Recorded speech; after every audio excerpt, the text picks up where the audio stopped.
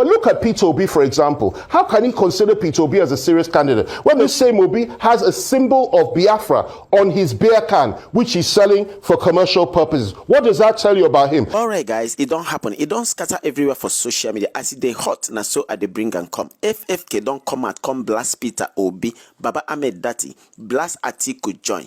Which kind of thing be this? This is really unacceptable.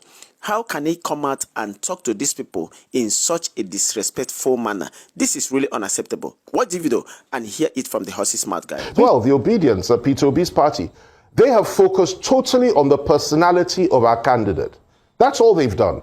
But look at Peter Obi, for example. How can he consider Peter Obi as a serious candidate when the same Peter Obi was issuing ID cards to Northerners when he was governor of Anambra State? And when you as a Northerner did not have an ID card, he'll ship you in cow loads out of the state and deport you. This same Obi has a symbol of Biafra on his beer can, which he's selling for commercial purposes. What does that tell you about him? This same Obi would not allow non-Igbos to buy stalls or buy markets or buy stalls or shops in markets in Anambra State. This same Obi, and this is very important, refused to condemn the killings that were taking place, are still taking place, of our security personnel and our people in the eastern part of this country. Even as at yesterday, he has never condemned those killings. This same Obi has refused to give Pentecostal churches, and you Pentecostals, I am one, listen to this carefully and go and cross-check it. Go and verify, as he always says. When he was governor, he refused to give any Pentecostal church land to build their churches on in his state. It was only Catholics. That is how selective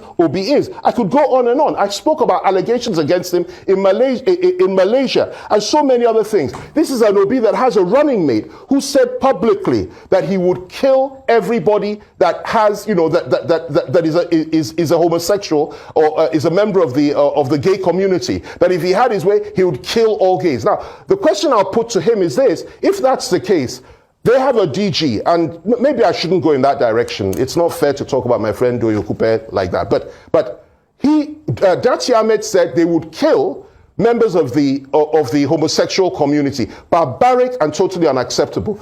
How will Asiwaju not say that when Peter Obi has a running mate who was talking about, for example, Margaret Thatcher on national and international TV, and had the stupidity to say that Margaret Thatcher led the United Kingdom in the 1950s? Margaret Thatcher was a member of the Labour Party. Margaret Thatcher was the person that created the welfare state in the United Kingdom and at the same time helped the unions. When everybody knows Margaret Thatcher led the UK in the 80s, Margaret Thatcher destroyed the welfare state, and Margaret Thatcher was a member of the Conservative Party. So these are the kind of people that want to come and take power? For goodness sake, no way. Well, I'm very, very happy that Asiwaju knows who he is, what he is, the level he's playing, and will continue to go to the polls. Spending the governors of his party, apart from violating the constitution, apart from the chairmanship issue, this is a man that is sincere, deceitful, dangerous, and has betrayed everybody. Let me substantiate that. I was in the Obasanjo administration. I was a minister. I know what he did to President Olusegun Obasanjo. Throughout between 2003 to 2007, there's nothing he did not do to undermine that administration. Yet he has the effrontery, and his people have the effrontery to tell the whole world how wonderful an administration Obasanjo was, and it really was wonderful, the best in my view that we've ever had in this country. But he spent all his time plotting on how to not just remove Obasanjo from power, but destroy Obasanjo and rubbish him.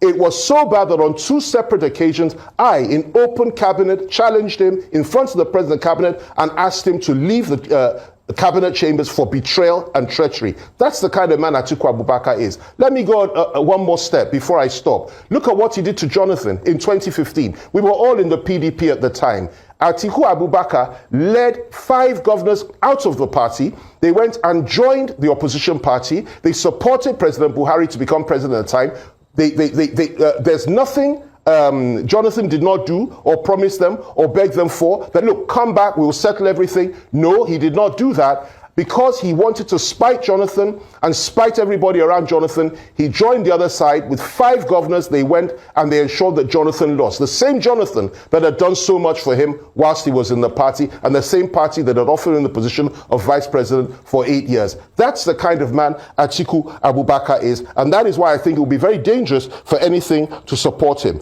Now let me ask you this question. His farms, his university, his assets, everything, none of them have been attacked by ISWAP or Boko Haram throughout this period, in fact, since the inception of this problem in 2009. You ask yourself, how come he seems exempt from this? Everybody in the North, and I've lived in the North for 22 years, has been affected, except for Atiku. Let me just end on this one, then we'll start again. Okay, none has touched him. The reason why is because many feel that he needs to explain his relationship with people like Sheikh Gumi, who is in Kaduna, who is the chief defender of the kidnappers, who campaigns for him, who travels around private jets for him, and the young man that's now in detention who has been accused of terrorism. Right. What is his link with these people? That is the sort of thing Atiku Abubakar has to explain for us. And that is another reason why I think we need to be very careful.